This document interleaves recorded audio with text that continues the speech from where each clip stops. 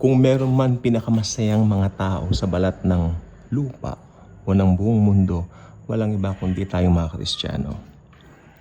The reason we are saved by the grace of the Lord Jesus, by His blood pouring doon sa krus ng Kalbaryo, 2,000 taon na po nakaraan. Ito po nagpatawad sa lahat ng kasalanan ng buong mundo. At ang imbitasyon na yan ay open sa mga tatanggap sa Kanya bilang Lord and Savior.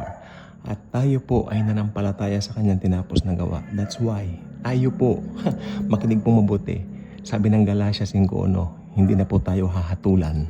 Therefore, tayo ay may buhay na walang hanggan. Yan naman sabi ng 1:3-16.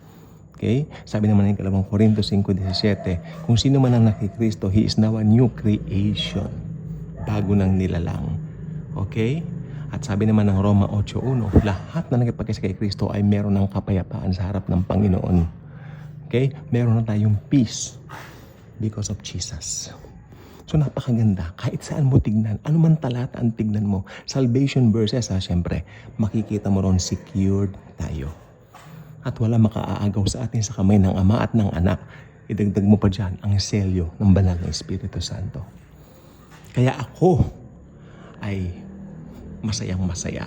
Kaya ako ay nagmamalaki. Pwede ba magyabang? Pwede po. Ipagyabang natin si Jesus. His finished work, nagbigay sa atin ng salvation.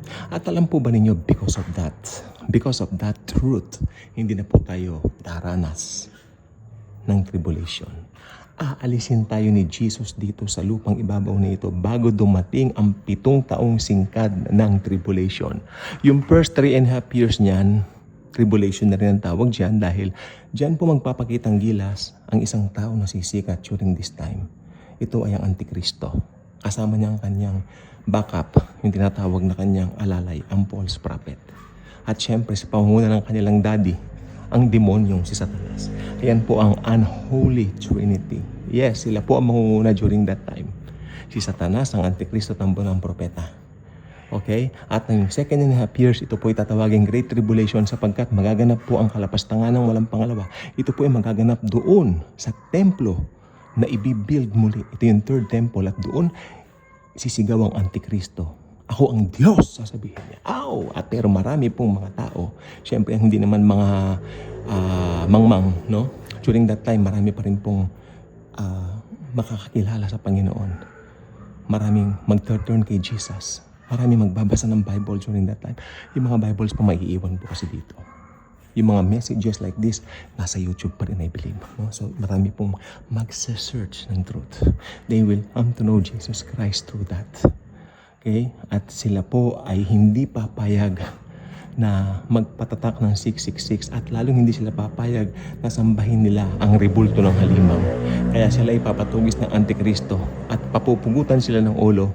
Sila po ay magiging tribulation saints. And together with the raptured saints, the tribulation saints will also be with Jesus Christ forever and ever. Okay? Napakaganda po. No? So, maski sa tribulation, meron pa rin pong pag-asang maligtas.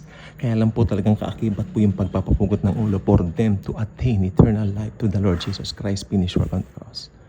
Sacrificial, one act of love. Para mapasa kanila ito forever and ever. They have to, really. Alam niyo kung bakit? Dahil during the tribulation, iba na po ang way of salvation. It's not the same as the church age like, you believe in Jesus Christ and everything is settled. You're settled already. Like parang sa atin. No, hindi po ganyan sa Great Tribulation. Sa Great Tribulation, nandoon talaga, believe in Jesus. Okay? But, kailangan mag-shed ng blood dahil sabi ng aklat ng Hebrews, without the shedding of blood, there will be no remission of sins. It's very clear in the book of Hebrews na ganun po talaga. That's why, sabi nga nila si Pablo ron nagsulat, no? Sabi naman ng iba, hindi naman daw. Ako naman, safe lang ako. Yung writer ng book of Hebrews, kailan po natin. We're not sure kung si Paul nga po nagsulat nun. We cannot just name names now. Hindi tayo sure, di ba? Okay, pero sabi po ng book of Hebrews, without the shedding of blood, walang remission of sins. Okay? So, during the tribulation, ang paraan to be saved, sariling dugo na ng mga naiwan sa rapture. Kaya napaka maganda pong masave ngayong panahon ng church age because complete package po ngayong church age. Believe in the Lord Jesus Christ and you will be saved, you and your household. Good night everyone and God bless.